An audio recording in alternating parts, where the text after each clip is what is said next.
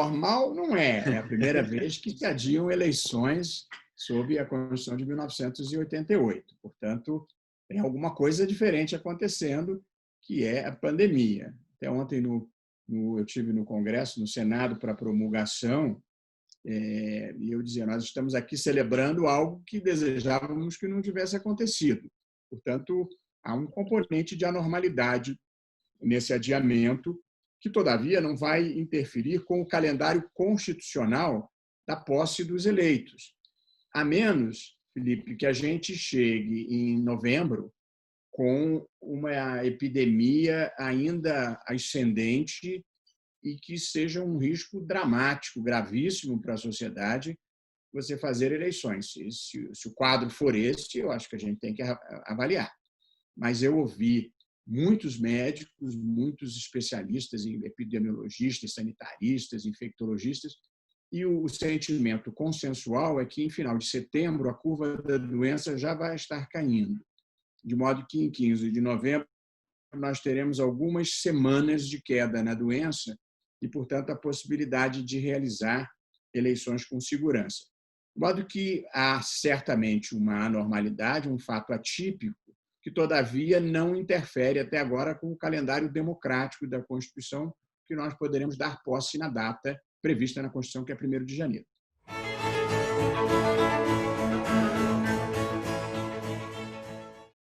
Certamente, Felipe, nós, para a questão do adiamento, tivemos um comitê consultivo composto por médicos, infectologistas, como eu falei, o Davi Wippe, o Esper Callas, o Clóvis Arnes, epidemiologistas, o Paulo Lotufo, Ana Ribeiro, sanitarista foi o Gonçalo Vecina, Sim. temos um biólogo especialista em virologia, que era o Átila Yamarino, que é um rapaz novo, mas de grande capacidade de comunicação, que tem sido muito ouvido, e até um físico teórico especialista em modelagem de epidemias, se você soubesse que existia esse profissional. E agora, Felipe, para a realização das eleições, nós novamente estamos montando um corpo consultivo com médicos, com enfermeiras, e ainda buscando uma especialidade que é a de segurança de ambientes, de higienização, enfim. O adiamento foi ontem, então nosso foco estava no adiamento e agora o próximo foco passa a ser como prover segurança. A parte boa, o país está sem dinheiro, como você sabe, já vivíamos uma crise fiscal que vai se agravar, de modo que nós estamos indo buscar na iniciativa privada as doações dos equipamentos que nós precisamos. Sobretudo máscaras, álcool gel, luva em alguma medida, adesivos para marcar no chão com distanciamento social.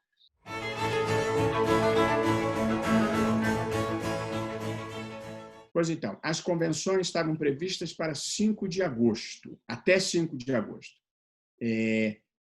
Nós até defendemos no TRE, não era uma questão central da nossa proposta, foi a única que não foi aprovada, que fossem mantidas as datas das convenções e do registro de candidatura. Nós aprovamos as convenções virtuais lá no TSE, e se o registro das candidaturas fossem feitas agora, nós teríamos chance de julgar todas as impugnações com base na lei da ficha limpa antes das eleições, em 15 de novembro. E como encurtou muito o prazo de campanha, isso passou a ser um problema, que você só consegue julgar as impugnações depois da eleição, e aí quem concorreu sem poder ter concorrido, você acaba, se for prefeito, tem que anular a eleição e fazer a eleição suplementar. Se for vereador ou deputado, tem que anular a votação e fazer retotalizações. É muito ruim. E, portanto, se mantivéssemos a data dos registros de candidatura até 15 de agosto, a gente conseguiria liquidar essa fatura.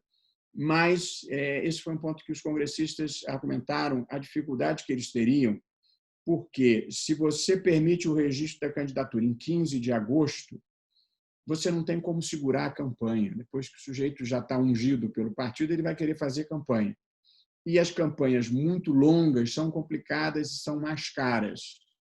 Portanto, nessa parte, o Congresso optou por prorrogar também, jogar para frente, em 42 dias, as convenções. Então, as convenções que deveriam ser até 5 de agosto serão até 16 de setembro.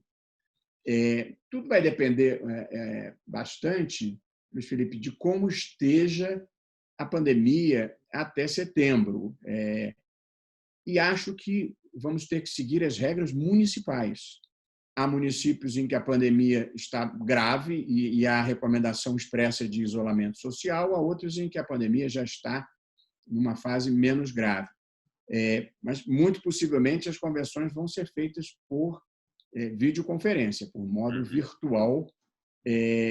Há uma perda evidente, mas há uma perda para todos nós. Quer dizer, nós estamos fazendo sessão no Supremo por videoconferência, no TSE por videoconferência, eu estou dando aula por videoconferência, todo mundo perdeu um pouco da normalidade na sua vida, além de termos perdido um pouco da afetividade, o que também é muito ruim, né? As pessoas não podem se abraçar, não podem se ver.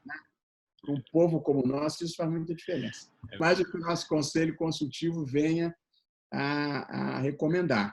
Portanto, nós agora vamos nos preocupar obsessivamente com a segurança dos mesários, dos colaboradores da Justiça Eleitoral e do eleitorado. E duas ideias que já estão na mesa, mas a gente está testando, confirmando o que você disse, que tudo tem que ter estatística e dados. Nós estamos verificando se alongar o prazo de votação, em vez de terminar às 5, terminar às 8, e se dividirmos em turnos por idade, se isso fará diferença para evitar aglomerações. Provavelmente, nós teremos um primeiro horário da manhã, de 8 às 11, para as pessoas que estão em grupo de risco, portanto, com mais de 60 anos, para ter um critério objetivo. Não vai ser mandatório, quer dizer, se alguém que não esteja em grupo de risco for votar mais cedo, não vai ser barrado. Mas, preferencialmente, nós vamos fazer uma campanha para isso, vamos reservar um horário para quem está em grupo de risco. Se nós tivermos certeza que é possível fazer a eleição com segurança, nós vamos fazer uma grande campanha convocando as pessoas para não deixarem de votar. A democracia brasileira está precisando de participação.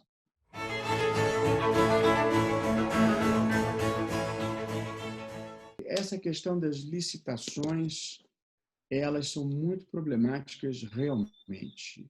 Nós temos uma lei, que é a Lei 8666. Qualquer pessoa que já tenha sido gestor sabe o inferno gerencial que é trabalhar com essa lei.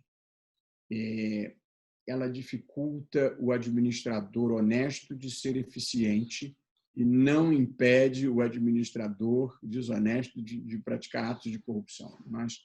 Nós temos um problema em matéria de licitação. E eu fui, há muitos anos e por um breve período, gestor, dirigi um centro de estudos jurídicos num órgão estatal lá no Rio de Janeiro. Eu nunca me esqueci que eu fui comprar uma coleção de livros, na verdade, de códigos, para abastecer. Era uma entidade que tinha diversas regionais e eu queria comprar uma coleção de 10, 12 códigos para todas as regionais. Mandei a minha secretária ligar para os principais fornecedores, cotamos o menor preço, fizemos um processozinho administrativo e eu já ia comprar quando ouvi o meu especialista de licitações, até já se foi, era um amigo querido, que era o Marcos Juliana Vilela Soto.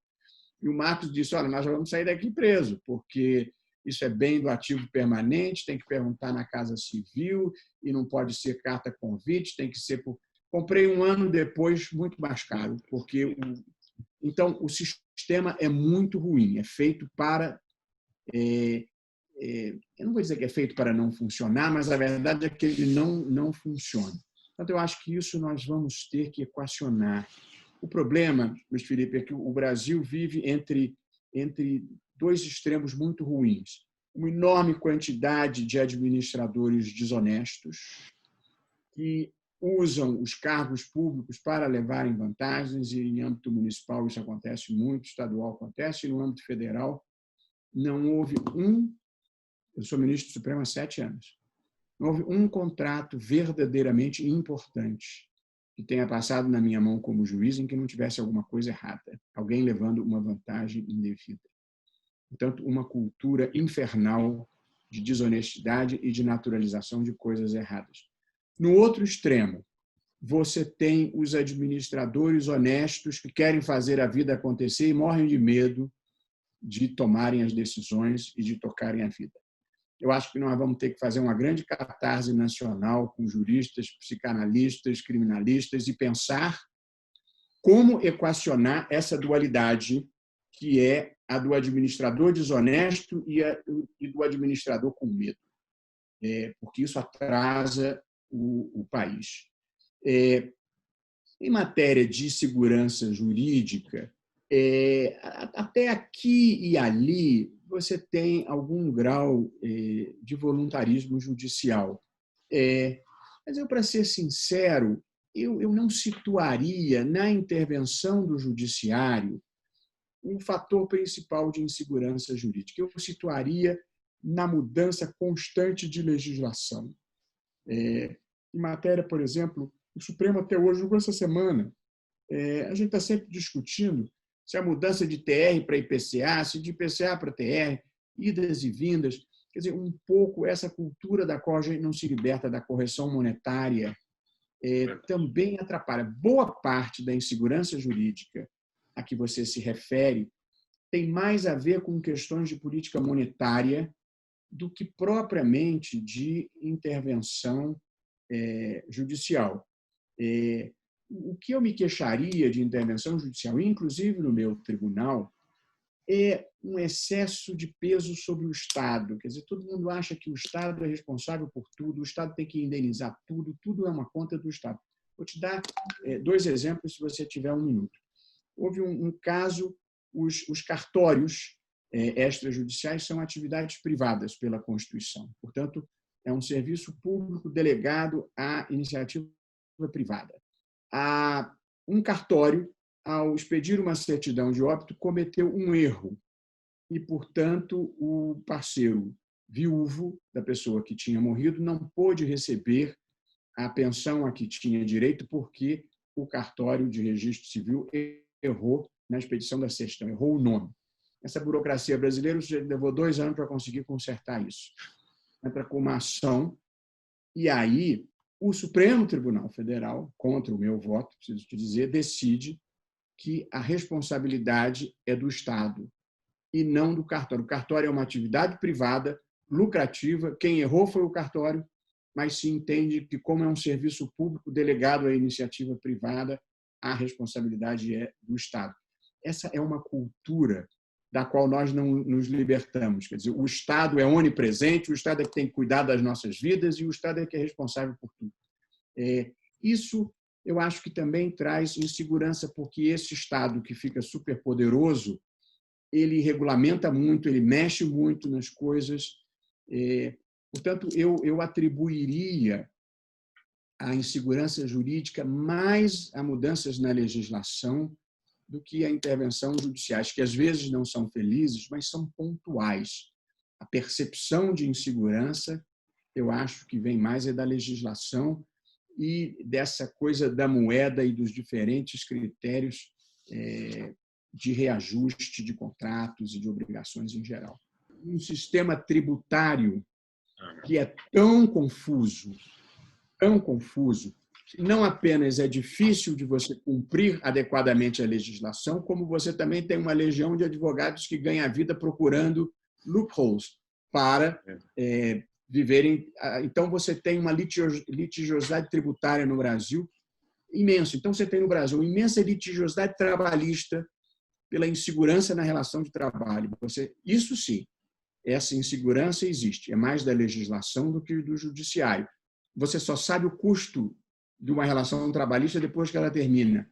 E vem a reclamação trabalhista e a justiça do trabalho. Quer dizer, a rotina da vida é terminar na justiça do trabalho.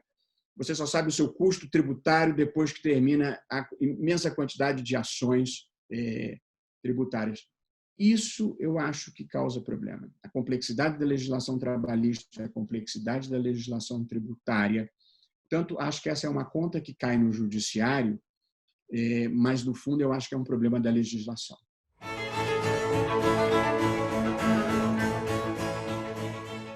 A reforma tributária, Luiz Felipe, como eu a vejo, ela tem 2 capítulos importantes, que podem até ser administrados separadamente, mas os 2 são necessários. O primeiro é esse eixo da simplificação.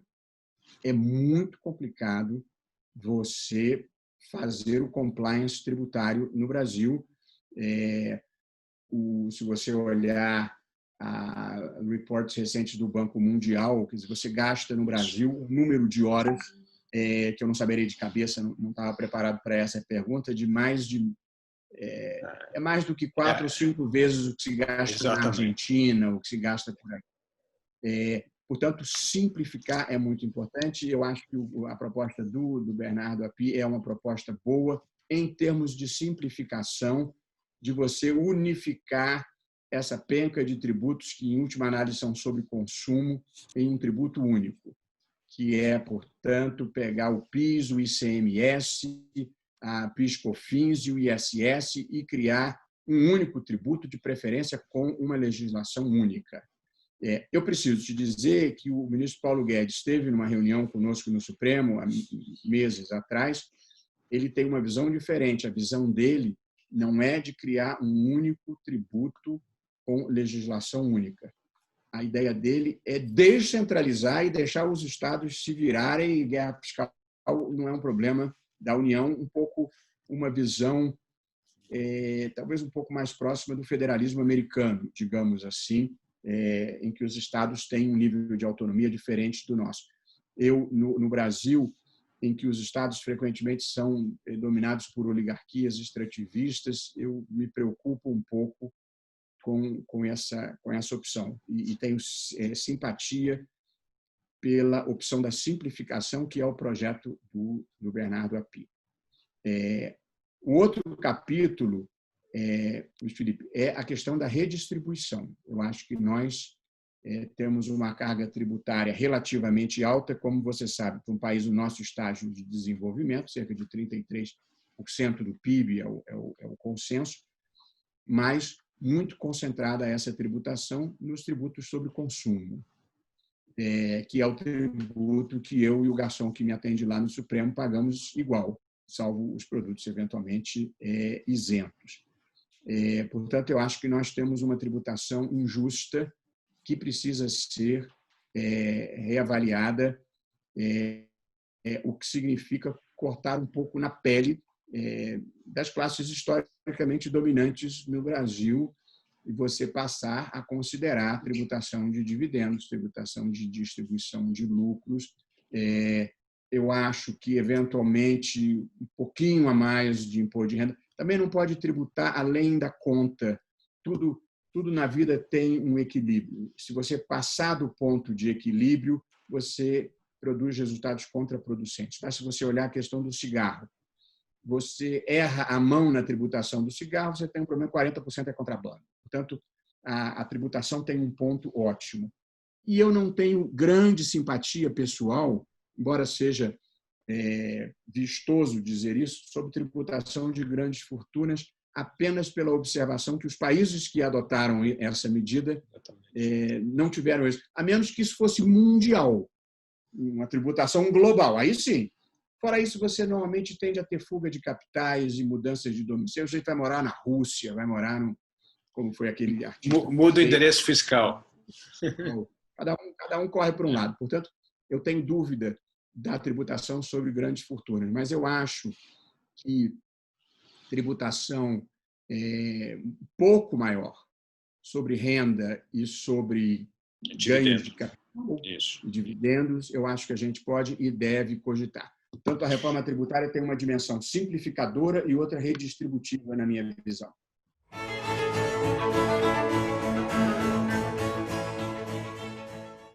Você tem, eu diria, 3 problemas cumulados.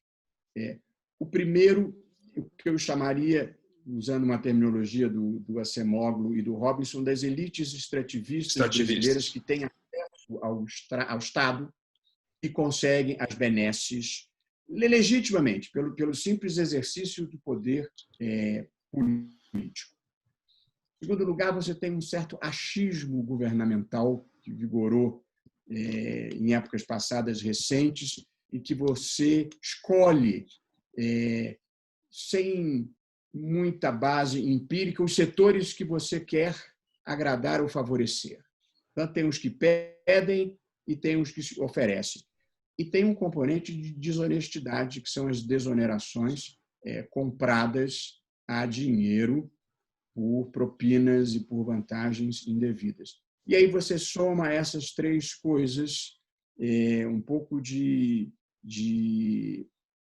pressão política normal numa democracia, pressão desonesta que não é normal em nenhum regime, e um pouco de achismo, e aí você institui políticas públicas de desoneração sem monitoramento. Então, vamos supor, eu não quero fulanizar, mas vamos supor indústria automobilística, aí você dá uma desoneração. Bom, aí você tem que saber se você aumentou o emprego, se você aumentou a exportação, o que você produziu de bom com isso. E tanto quanto eu saiba, nada é monitorado.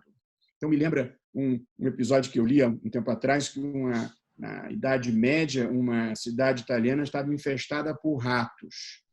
E aí o governo local passou a pagar dinheiro para quem entregasse um rato morto.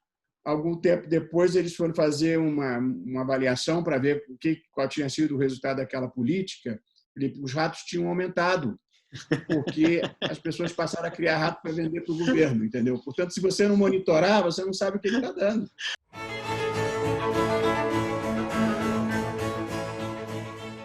Certo. Mas vou falar sobre o meu conceito de controle de fake news, que é o que eu estou adotando no Tribunal Superior Eleitoral e incentivando. Eu já fiz reuniões, Felipe, com a WhatsApp, com a Google e com o Facebook e Instagram, só falta o Twitter, para negociar com eles, no bom sentido republicano, a atuação que eles vão ter para evitar a infestação de campanhas de desinformação, campanhas de ódio, campanhas destrutivas na mídia.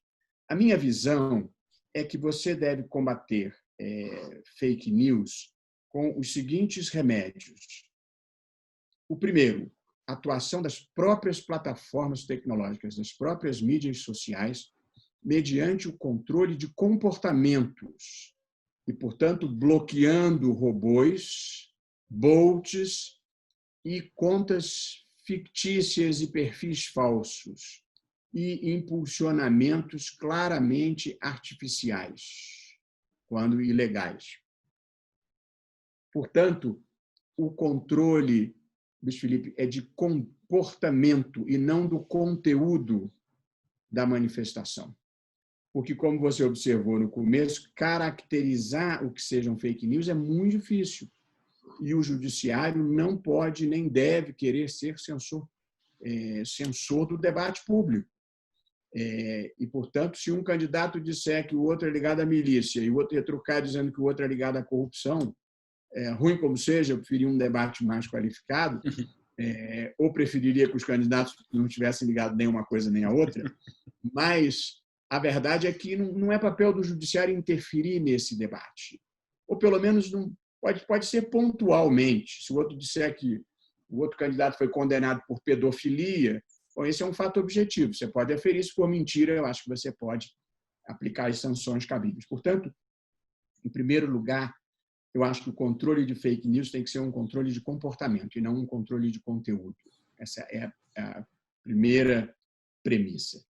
A segunda, eu acho que nós vamos precisar, como nunca, de imprensa profissional, porque fake news se combate com informação verdadeira. Notícias fraudulentas se combate inundando a sociedade com notícias verdadeiras.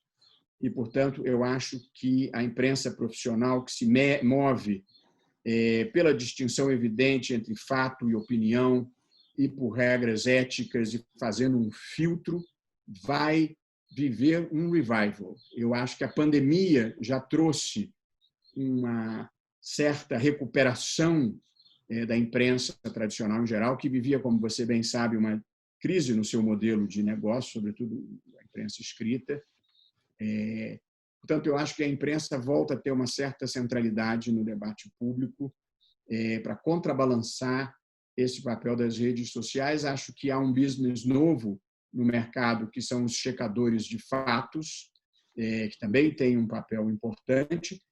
E acho, e eu no TSE pretendo fazer isso, uma grande campanha de esclarecimento à sociedade para não repassar notícias cuja procedência não sabe, checar, ainda que superficialmente, a autenticidade das coisas e, sobretudo, Felipe, aplicar a regra de ouro, que é não fazer para os outros o que não quer que façam consigo mesmo. Portanto, não dá para você repassar a notícia fraudulenta do candidato que você não gosta e ficar indignado quando fazem o mesmo com o candidato da sua preferência. Portanto, acho que aí é um choque civilizatório. Então, na minha visão, o judiciário vai ter um papel residual. Os protagonistas vão ser as mídias sociais, a imprensa profissional e a própria sociedade tendo uma atuação crítica em relação às informações que recebe. O WhatsApp vem restringindo e já se comprometeu conosco.